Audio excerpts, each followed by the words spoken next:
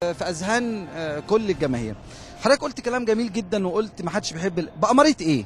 بأمارة ان انا خايف عليه. لما بقول حاجه فيه غلط بقول، لما يبقى لعيب ما يسواش 10 صاغ يجيبوه ب 1000 جنيه، لما اجيب 74 لعيب يلعب منهم 18 يبقى ده حاجه غلط. لما افرط في ولادي اللي احنا طول عمرنا بنصدر لانديه مصر كلها، ان انا اجيب 3/4 فرقه النادي الاسماعيلي واقول ده النادي الاهلي، ده ما يسعدنيش انا شخصيا.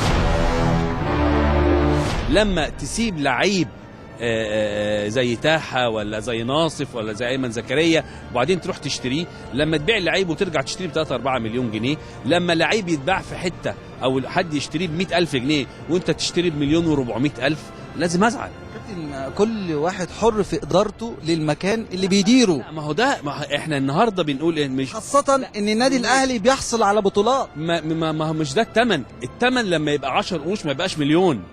الموضوع مش موضوع بطولات، انت بتتكلم بيدخلوا ملايين يا كابتن. فين؟ قول لي فين.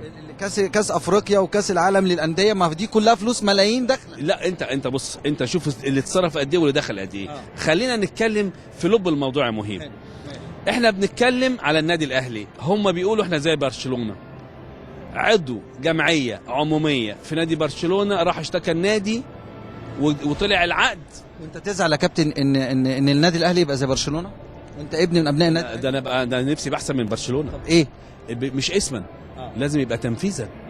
انت ما بيجيلكش 100,000 متفرج كل ماتش، انت ما بتصفيش نص مليار يورو. الاهلي يجيله، الاهلي يجيله لو في جماهير ووضع طبيعي والدنيا ماشيه، الاهلي مهيب بيخشوا ببلاش. دي قصه ثانيه. لا دي منظومه كبيره. لا دي ما فيش حاجه اسمها قصه.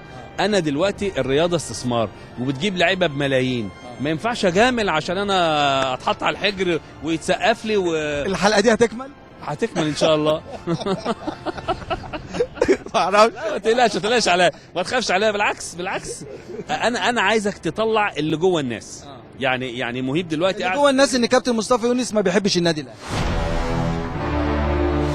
لانه عنده مشاكل مع اشخاص داخل النادي الاهلي. مالك كيان بالكلام ده؟ بص يا مهيب، انا اسمحوا لي اصدقائي الاعزاء ان انا اقول الكلام ده عشان جماهير النادي الاهلي.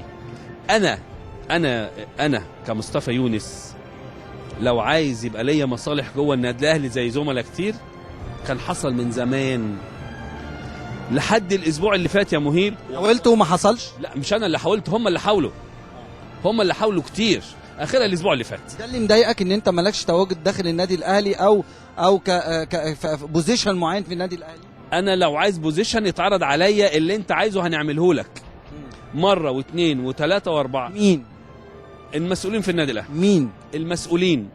الناس تبع المسؤولين كتير، مش هم مباشرين، لا المسؤولين الكبار. انا ما بتعاملش معاهم، كانوا بيجسوا النبض. ما بتعاملش انا مع الناس اللي تحت دي. ما هي دي مش حاجات رسميه. ما هي مش رسميه صح، بس ما تيجي مهيب تقول لي احنا في كذا كذا كذا اللي انت عايزه يا مصطفى، او انت محتاج، او انت عايز ايه يا مصطفى، اقول لك انا عايز النادي الاهلي باحسن حاجه عندي في الدنيا. انا والله يا مهيب وانت بتهاجم رموزه. لا مش رموزه، زي ما قلت لك الرموز اللي احنا عرفناها اللي كانت بتخاف عليه، دول ما بيخافوش على النادي الاهلي. ايوه، طب ما مجلس دول مهيب، مجلس الاداره مين في مجلس الاداره؟ حسن حمدي والخطيب، هم دول اللي يهموني، الباقي ما يهمنيش. ما انت دول بتهاجمهم كده. لا ما هم دول الرؤوس الكبيره. هو انا هسيب الدماغ وامسك في الدل؟ انا مش هسيب الدماغ وامسك في الدل. هم المسؤولين، هم اصحاب القرار. رغم ان الكابتن خطيب